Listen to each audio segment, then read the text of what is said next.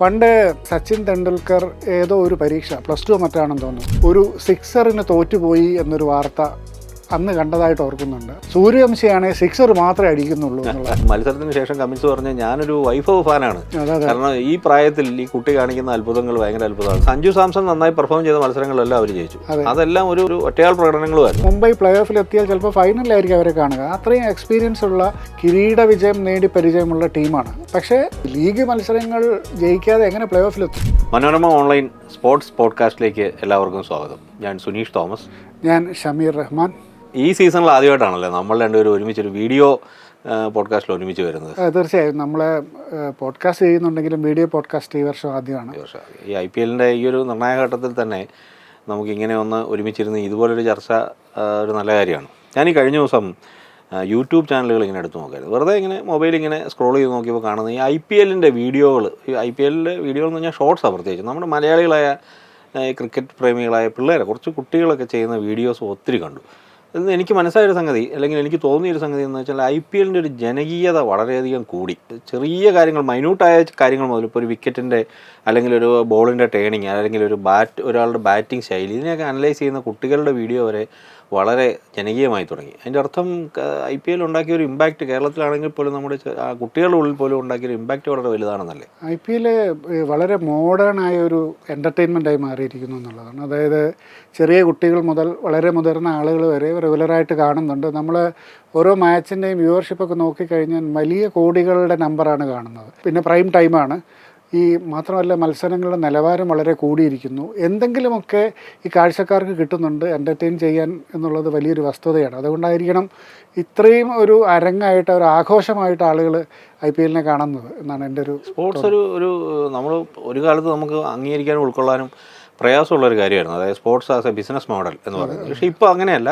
നമുക്ക് എനിക്ക് തോന്നുന്നത് ഫിഫ വേൾഡ് കപ്പിൻ്റെയൊക്കെ ഒരു നിലവാരം കഴിഞ്ഞ് കഴിഞ്ഞാൽ ക്രിക്കറ്റിന് ലോകത്തിന് മുന്നിൽ അവതരിപ്പിക്കാൻ പറ്റുന്ന ഏറ്റവും വലിയൊരു ബിസിനസ് മോഡലായി IPL മാറിക്കഴിഞ്ഞു. അത് തീർച്ചയായും. അത് നമ്മൾ വേറൊരു ഫാക്ടറും കൂടി ഇതിൽ കാണേണ്ടതുണ്ട്. ഉദാഹരണത്തിന്, ഈ ലോകത്തിലെ എല്ലാവരും ഏറ്റവും കൂടുതൽ കാണുന്ന ഒരു ഗെയിം എന്ന് പറയുന്നത് ഫുട്ബോളാണ്, അല്ലെങ്കിൽ സോക്കർ.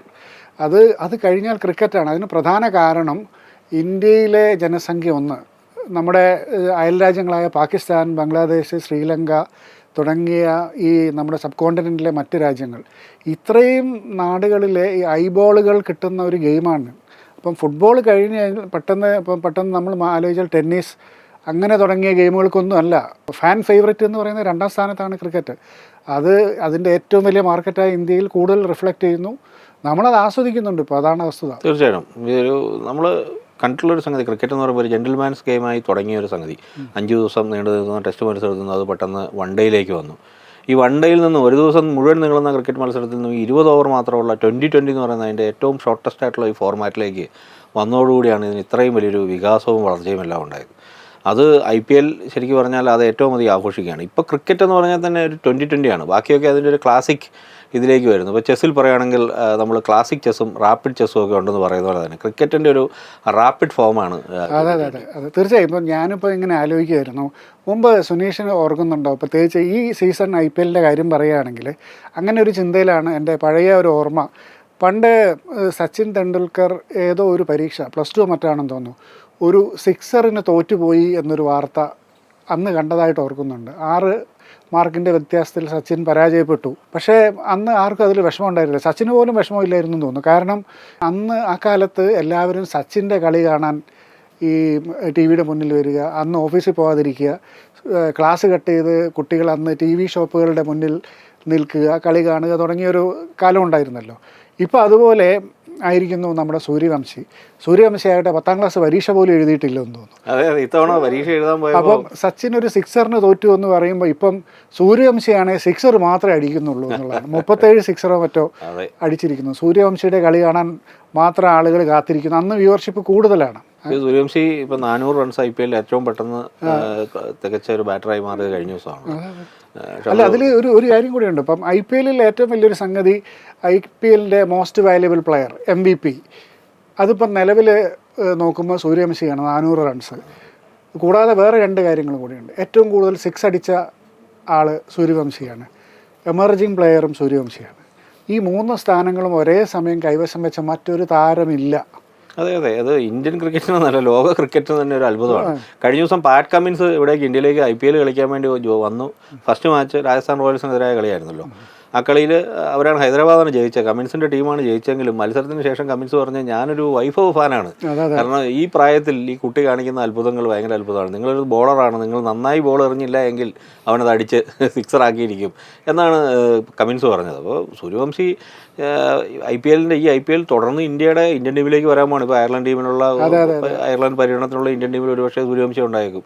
നോക്കുമ്പോൾ നമുക്ക് ശരിയാണ്, സച്ചിന് ശേഷം നമുക്ക് അതുപോലെ കണ്ട് ആനന്ദിക്കാൻ ഒരു പ്ലെയർ വന്നത് സൂര്യവംശിയുടെ. ഈ സൂര്യവംശി ഒരു തമാശക്കാരൻ കൂടിയാണെന്നുള്ളത് നമ്മൾ ഓർക്കേണ്ടതുണ്ട്. ടീമിലെ അദ്ദേഹത്തിൻ്റെ ടീം വീഡിയോസൊക്കെ കാണുമ്പോൾ ഈ സീനിയർ താരങ്ങളുടെ അടുത്ത്, കഴിഞ്ഞ വർഷം കണ്ടിരുന്നത് സീനിയർ താരങ്ങളുടെ അടുത്ത് പോയിട്ട് ബാറ്റ് വാങ്ങിക്കുക, അവരുടെ ബാറ്റ് നല്ല ബാറ്റാണ് എനിക്ക് തരുമെന്നൊക്കെ കൊച്ചു പയ്യൻ ചോദിക്കുമ്പോൾ എല്ലാവരും കൊടുക്കും. അപ്പോൾ ഈ വർഷം കുറച്ചുകൂടെ കൗതുകമുള്ള തമാശകളാണ്. ഇപ്പോൾ ഈയിടെ ഒരു വീഡിയോയിൽ കണ്ടത്, ഈ 2 ചെറിയ കുട്ടികൾ, 2-3 കുട്ടികൾ ഈ വൈഭവിൻ്റെ അടുത്ത് ചെന്നിട്ട് ഈ ഓട്ടോഗ്രാഫിനോ സെൽഫി എടുക്കാൻ ചോദിക്കുന്നു. അപ്പം വൈഭവ് പറഞ്ഞു, ഞാൻ പൈസ ഉണ്ടോ കയ്യിൽ, ഞാൻ 100 രൂപ വെച്ച് ഈടാക്കുന്നുണ്ട് സെൽഫിക്ക്. ആണോ? പിള്ളേർ പോയിട്ട് ഈ പൈസ ആയിട്ട് വന്നു. ഈ പൈസ ആയിട്ട് വന്നപ്പോൾ പറഞ്ഞു ഞാൻ തമാശ പറഞ്ഞാണെന്ന് പറഞ്ഞിട്ട് അവരുടെ കൂടെ.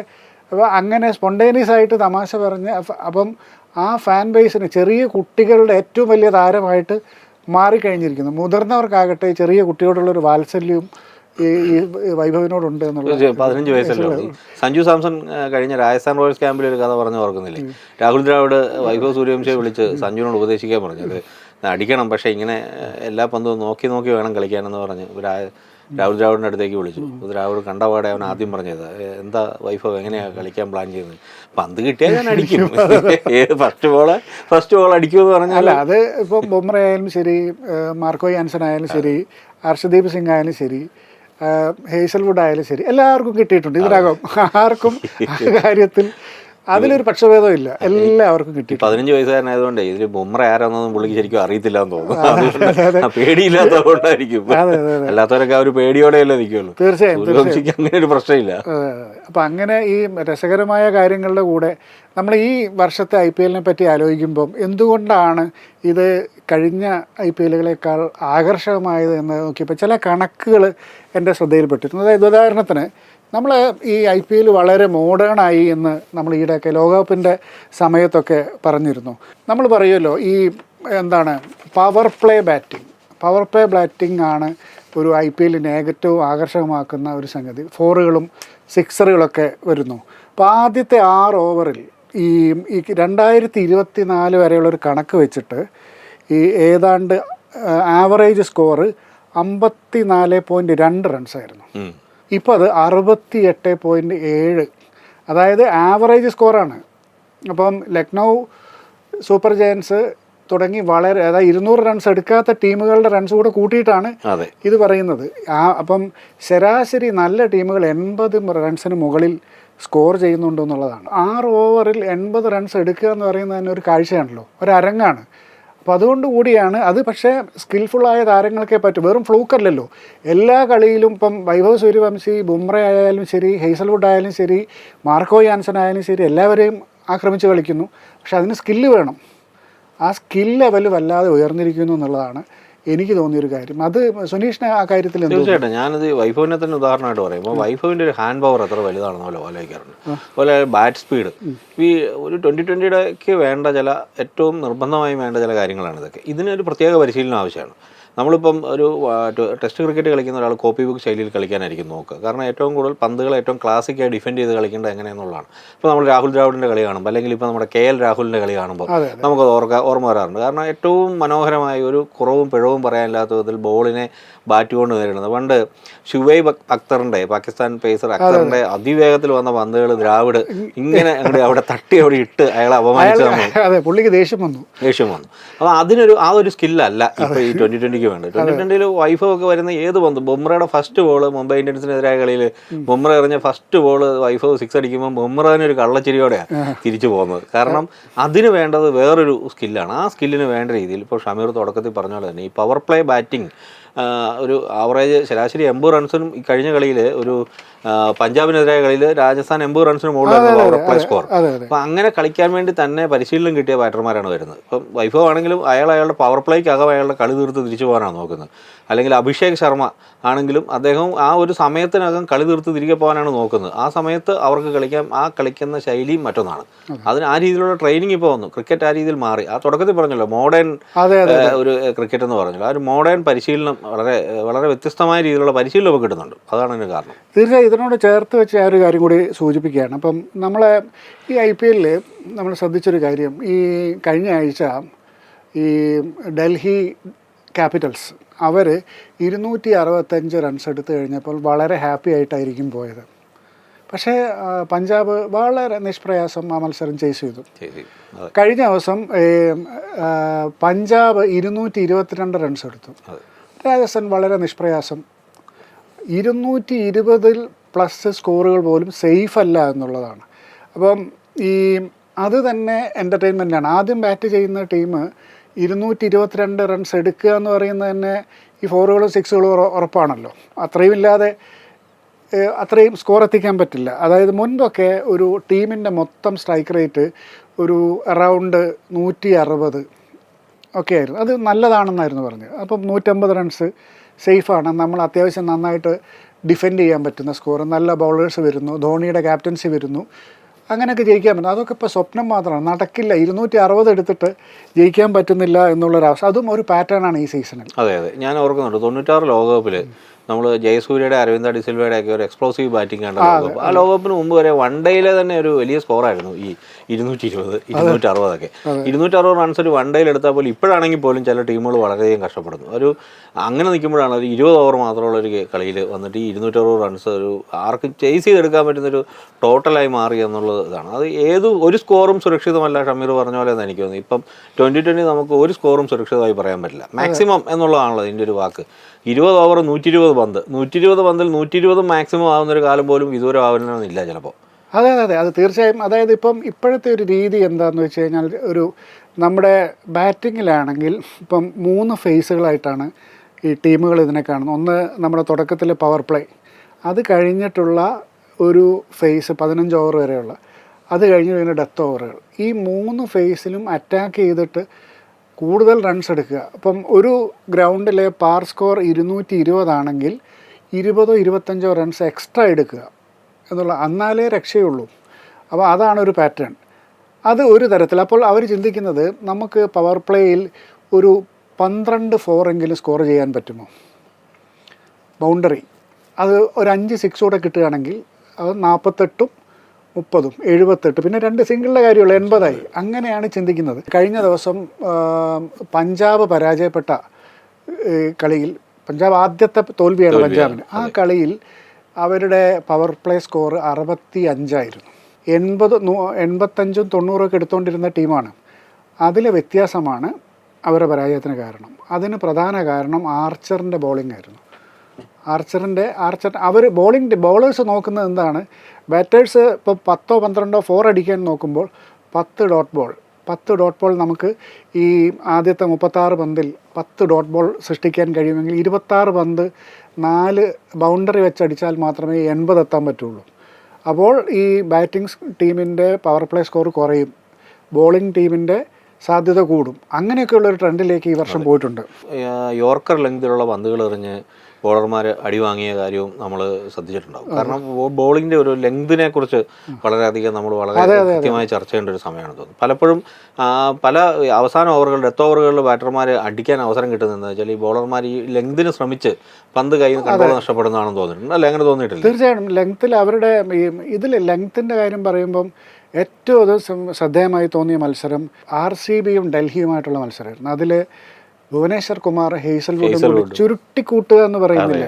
അപ്പം ആ ലെങ്ത്ത് ബോളിങ്ങിൻ്റെ ഏറ്റവും ഉദാത്തമായൊരു കാഴ്ചയായിരുന്നു അത്. വളരെ മനോഹരമായ പവർ പ്ലേ ബൗളിംഗ്, എന്ത് രസമായിരുന്നു കാണാൻ. അതിൽ ഈ ഭുവനേശ്വർ കുമാറിൻ്റെ ഒരു സ്വിങ് ചെയ്തിട്ട് ഫസ്റ്റ് വിക്കറ്റ് ബോൾഡായൊരു കാഴ്ചയുണ്ടായിരുന്നു. അതിനുശേഷം ഹേസൽവുഡിൻ്റെ കൃത്യം ടെസ്റ്റ് ബോളിൽ ഹാർഡ് ലെങ്ത്തിൽ വന്നിട്ട് അദ്ദേഹം എറിയുന്നു. ആ പന്ത് കൃത്യം 6 പന്തും വേണമെങ്കിൽ ഒരേ സ്ഥാനത്ത് എറിയാൻ കഴിവുള്ള ബോളറാണ്. ആ ലെങ്ത്തിൽ വീഴുന്നു, ബാറ്റ്സ്മാൻമാർ ബുദ്ധിമുട്ടുന്നു, സ്കോർ ചെയ്യാൻ പറ്റുന്നില്ല. ഈ പവർ പ്ലേയിൽ ഈ നമുക്ക് 10 4 അടിക്കണമെന്ന് വിചാരിച്ച് ചെല്ലുന്ന ബാറ്റർമാരാണെന്ന് ആലോചിക്കുന്നത്. അവർ അത് മാത്രമല്ല, അതിന് 2 ദിവസം മുമ്പാണ് ഡൽഹി ബാറ്റേഴ്സ് ഇതേ ഗ്രൗണ്ടിൽ 265 റൺസ് എടുത്തത്. അപ്പം ഇത് നന്നായിട്ട് പന്തെറിയാൻ ശേഷിയുള്ള ബോളർമാർ വരുമ്പോൾ ഈ കാഴ്ചയും നമ്മൾ കാണുന്നുണ്ട് എന്നുള്ളതാണ്. ഇപ്പോൾ ആദ്യം നമ്മൾ പറഞ്ഞല്ലോ, റൺ ചേസ് ചെയ്യുമ്പോൾ ഒരു വലിയ സ്കോറൊന്നും നമുക്കൊരു പ്രശ്നമല്ലാതായി മാറിക്കൊണ്ടിരിക്കുന്ന IPL ആകുമ്പോൾ തന്നെ അതിന് മറുവശത്ത് നടക്കുന്ന കാര്യമാണിത്. എത്ര നല്ല ബാറ്റർമാരുണ്ടെങ്കിലും നന്നായി ബോൾ ചെയ്യുന്ന ഒരു ടീം എന്നാൽ തീരാവുന്നേ ഉള്ളൂ എന്നാണ് ഡൽഹിയുടെ കഥ നമുക്ക് കാണിച്ചു തരുന്നത്. എത്ര നല്ല ക്യാപ്റ്റന്മാരുണ്ടെങ്കിലുമേ കാര്യമുള്ളൂ എന്നുള്ളതാണ് എനിക്ക് തോന്നുന്നത്. കാരണം IPL ക്യാപ്റ്റന്മാരുടെ പ്രകടനം മോശമായ ടീമുകളിലേക്ക് മൊത്തം ഓവറോൾ പ്രകടനം മോശമാണ്. അപ്പോൾ അങ്ങനെ തിരിച്ചു പറയാൻ പറ്റുന്ന ഒരു രാജസ്ഥാൻ മാത്രമേ ഉള്ളൂ. ബാക്കി റിയാൻ പരാഗിൻ്റെ പ്രകടനം മോശമായിരിക്കുമ്പോഴും രാജസ്ഥാൻ പോയിന്റ് പട്ടികയിൽ 2ാം സ്ഥാനത്തുണ്ട്, പക്ഷേ അല്ലെങ്കിൽ 2-3 സ്ഥാനങ്ങളിലായിട്ടുണ്ട്. പക്ഷേ മറ്റ് ടീമുകളിലേക്ക് ഉദാഹരണം നോക്കിക്കഴിഞ്ഞാൽ നമുക്കറിയാം, രഹാനെ ആയാലും മറ്റ് ഋഷഭ് പന്ത് ആയാലും മറ്റ് ഹാർദിക് പാണ്ഡ്യ ആയാലും ഒക്കെ ഇത്തവണ അവരുടെ ക്യാപ്റ്റൻസി നിർണായക പല തീരുമാനങ്ങളും പഴിച്ചു പോയതിൻ്റെ പേരിൽ ടീമുകളും. അതെ, തീർച്ചയായും. ഇപ്പോൾ നമ്മൾ ഇതിൽ ഹാർദിക് പാണ്ഡ്യയുടെ ഒരു സ്റ്റാറ്റിസ്റ്റിക്സ് എടുത്തു കഴിഞ്ഞാൽ അദ്ദേഹം 97 റൺസാണ് ഇത്രയും കാലത്തിന് ഇത്രയും മത്സരങ്ങൾക്കിടയിൽ നേടിയിട്ടുള്ളത്. 19.4 അദ്ദേഹത്തിൻ്റെ ആവറേജ്. 124 ഈ മോഡേൺ T20യുടെ കാലത്ത് 124. ഈ ബോളിങ്ങിൽ 4 വിക്കറ്റ്. ഈ എക്കോണമി അദ്ദേഹം കൊടുക്കുന്ന റൺസാകട്ടെ ഓവറിൽ 12 റൺസ്. വളരെ ദയനീയം എന്നേ പറയാൻ പറ്റും. അതേപോലെ ഋഷഭ് പന്തിൻ്റെ കാര്യവും വലിയ വ്യത്യാസമൊന്നുമില്ല. 141 സ്ട്രൈക്ക് റേറ്റിൽ 147 റൺസാണ്. അക്ഷർ പട്ടേലിൻ്റെ കാര്യം പ്രത്യേകിച്ച് പറയണം. അക്ഷർ പട്ടേൽ വളരെ പ്രതിഭാധനായ കളിക്കാരനാണ്. തരക്കേടില്ലാത്ത ഒരു ഫ്രാഞ്ചൈസിയാണ് ഡൽഹി ക്യാപിറ്റൽസ്.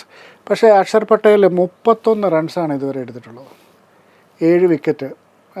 എക്കോണമി വലിയ മോശമില്ല, 8.33. പക്ഷേ ഇവരുടെയൊക്കെ പ്രകടനങ്ങൾ ടീമുകളുടെ പ്രകടനങ്ങളോട് ചേർന്ന് നിൽക്കുന്നു എന്നുള്ള കാര്യത്തിൽ സംശയമില്ല. നമുക്ക് ഋതുരാജിൻ്റെ കാര്യമെടുക്കാം. ഋതുരാജ് 182 റൺസേ സ്കോർ ചെയ്തിട്ടുള്ളൂ. അദ്ദേഹത്തിൻ്റെ സ്ട്രൈക്ക് റേറ്റും വളരെ മോശമാണ്, 130-ൽ താഴെയാണ്.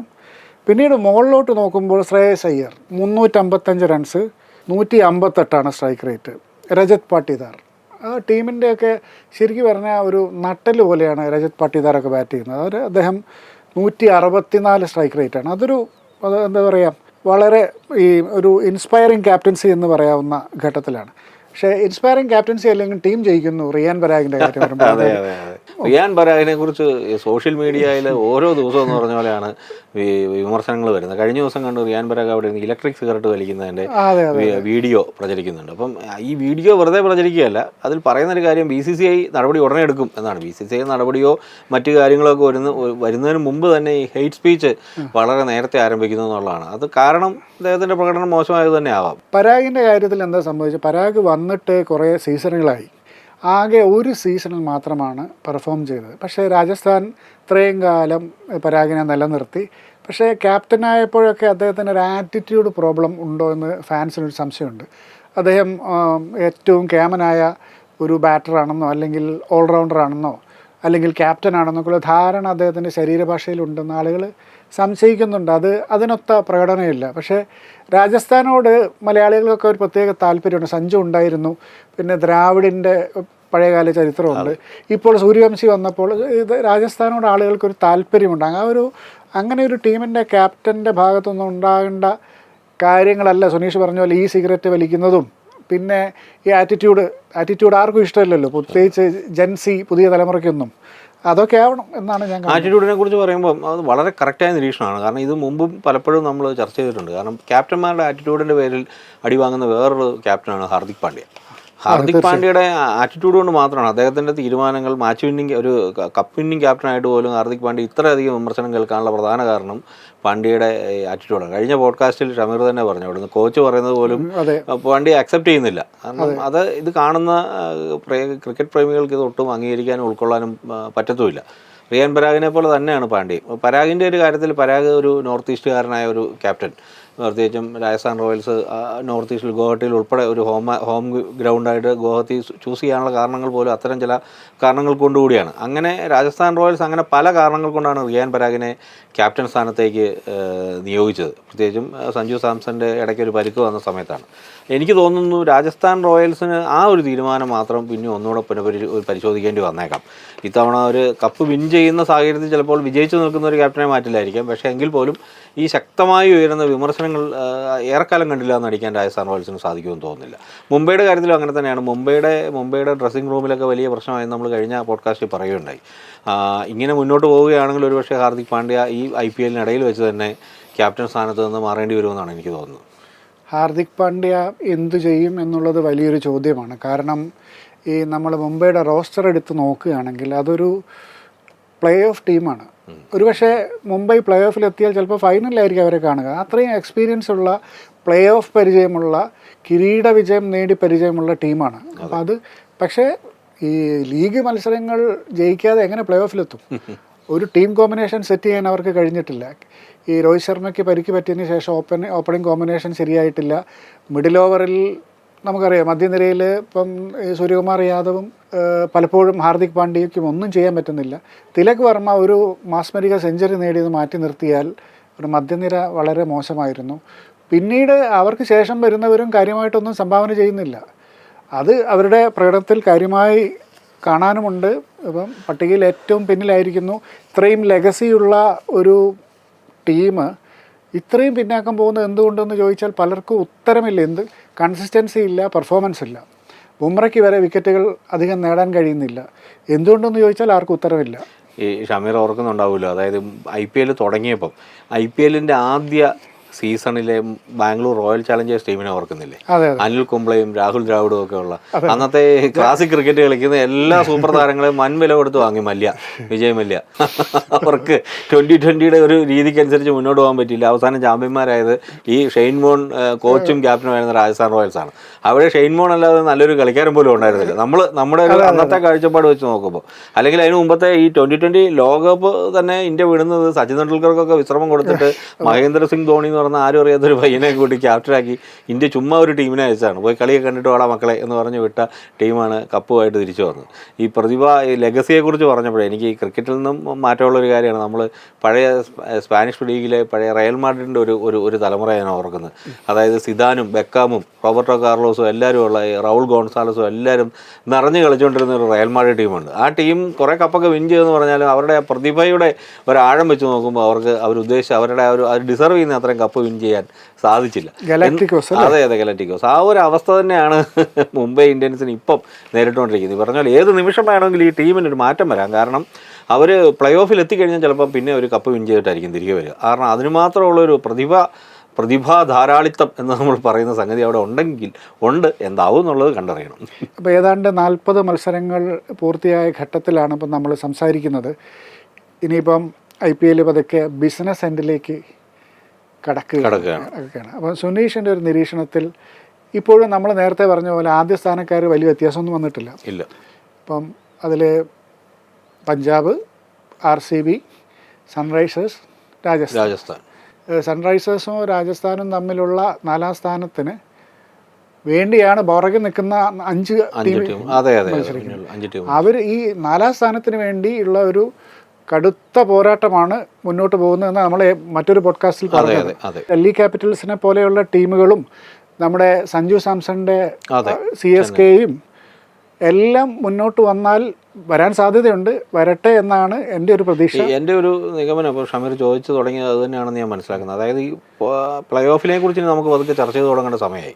കാരണം പകുതിയിലേറെ മത്സരങ്ങൾ കഴിഞ്ഞു, 40 മത്സരങ്ങൾ കഴിഞ്ഞല്ലോ. ഇനിയിപ്പോൾ വളരെ കുറച്ച് 36 മത്സരങ്ങളെ ബാക്കിയുള്ളൂ. അപ്പോൾ ഇനി അങ്ങനെ നിൽക്കുമ്പോൾ നോക്കിക്കഴിയുമ്പോൾ ഉറപ്പായിട്ടും RCB, Punjab RCB, Hyderabad, Rajasthan Royals 4 ടീമുകളാണ്. ഇവരിൽ ഏത് ടീമിനെ മാറ്റിയിട്ടാണ് 4ാം സ്ഥാനത്തേക്ക് വേറൊരു ടീമിനെ കൊണ്ടുവരിക എന്നുള്ളതാണ് ഇതിനകത്ത് ഏറ്റവും വലിയ വെല്ലുവിളി. ഒരു ചെന്നൈ സൂപ്പർ കിങ്സിന് ഒരു സാധ്യതയുണ്ടായിരുന്നു.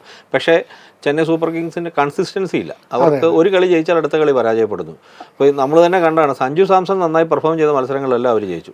അതെല്ലാം ഒരു ഒറ്റയാൾ പ്രകടനങ്ങളുമായിരുന്നു. സഞ്ജുവിൻ്റെ ഒറ്റയ്ക്കുള്ള പ്രകടനങ്ങളാണ്. അതല്ലാതെ അവർക്കൊരു മാച്ച് വിന്നിങ് കോമ്പിനേഷനൊന്നും ഇതുവരെ ഉണ്ടാക്കിയെടുക്കാൻ അവർക്ക് സാധിച്ചിട്ടില്ല.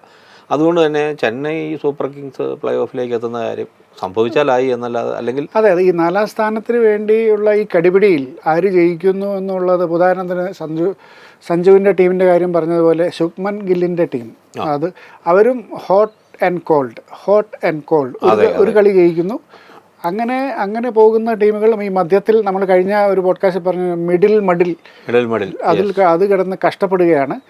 അതിൽ ഒരു കൺസിസ്റ്റൻസി ആരെങ്കിലും കാണിച്ചാൽ അവസാന ഘട്ടത്തിൽ ഈ എന്താ പറയുക നെറ്റ് റൺ റേറ്റിൻ്റെ ആനുകൂല്യത്തിലോ മറ്റോ കടന്നാലായി എന്നുള്ളതാണ്. പക്ഷേ എൻ്റർടൈനിങ് മാച്ചുകൾക്ക് ഇനിയും സാധ്യതയുണ്ടെന്നാണ് ഞാനും കരുതുന്നത്. അതെ, തീർച്ചയായിട്ടും ഓരോ മത്സരത്തിനും എന്തെങ്കിലുമൊക്കെ ഒരു എലമെന്റ് പുതിയതായിട്ടുണ്ടാവും. അപ്പോൾ നമ്മൾ ഒരു പ്രതീക്ഷയില്ലാതിരുന്ന് കണ്ട കളിയായിരുന്നു ഡൽഹിയും ബാംഗ്ലൂരും തമ്മിലുള്ള.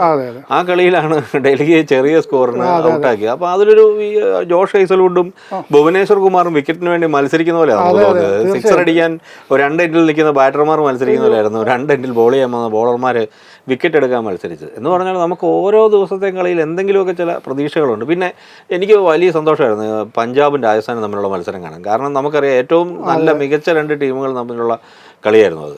അപ്പോൾ അങ്ങനെയുള്ള കുറേ രസകരമായ കാഴ്ചകളാണ് ഇനിയുള്ള ദിവസങ്ങളിൽ വരാനിരിക്കുന്നതെന്ന് എനിക്ക് തോന്നുന്നത്. അത് തീർച്ചയായും. ഇനിയിപ്പം ഈ എൻ്റെ ഒരു പ്രതീക്ഷ ഇപ്പം നമ്മൾ ഡൽഹിക്ക് സാധ്യതയില്ല എന്ന് ഷോൺ പോളക്ക് പറഞ്ഞതിൽ വിശ്വസിക്കാതെ ഡൽഹി ഇനി അവസാനത്തെ മത്സരങ്ങൾ ശക്തമായി മറുപടി നൽകട്ടെ.